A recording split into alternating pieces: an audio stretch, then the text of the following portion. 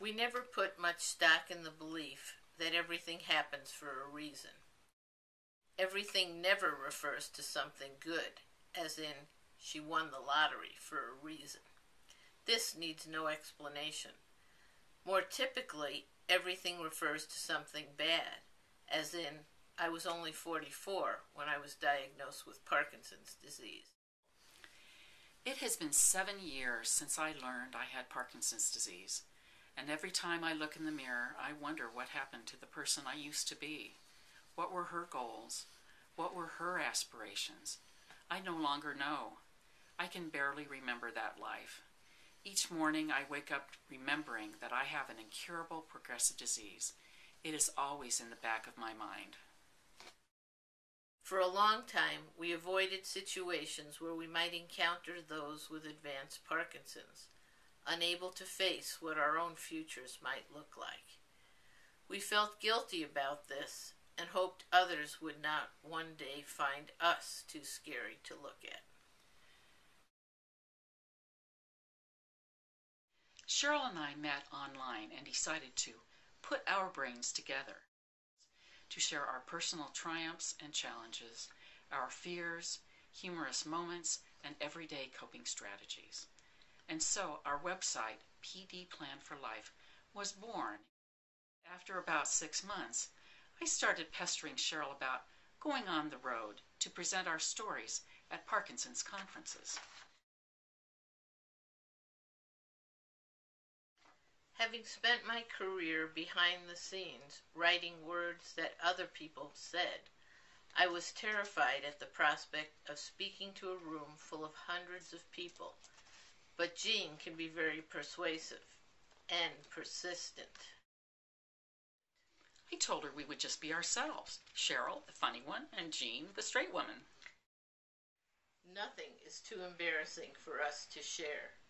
Whether it's succumbing to a sleep attack and dropping my iPhone in a pedicure tub, or worrying about my stamina only to find out that I'd been riding on my recumbent tricycle for about 3 weeks with flat tires.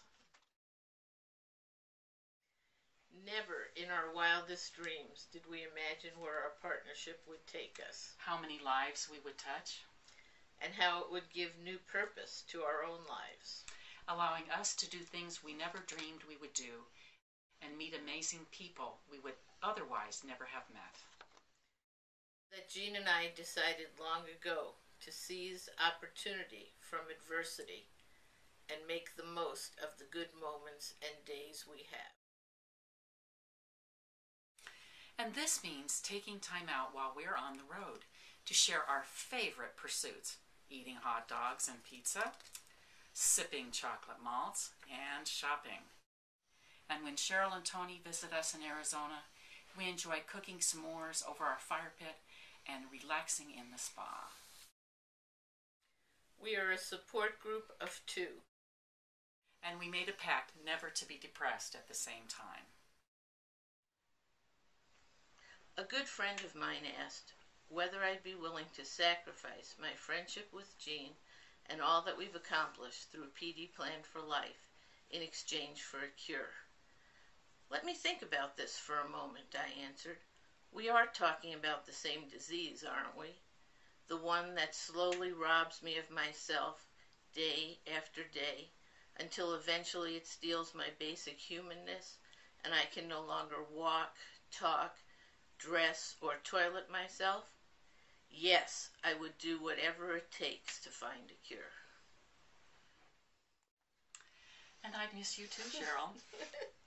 But I would jump at the chance as well. We cannot sit around waiting for someone to knock on our door and hand us the cure. We assure you that it will not happen.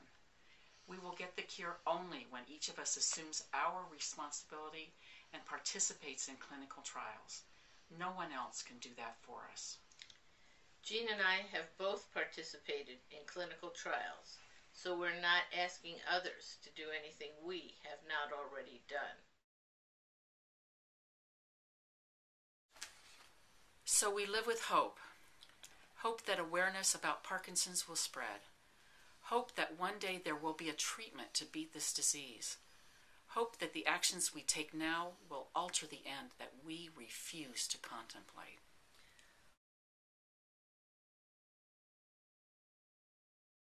Hope springs from refusing to allow Parkinson's to limit or define us, and from believing that the next clinical trial we join or alternative therapy we try may lead us to the cure.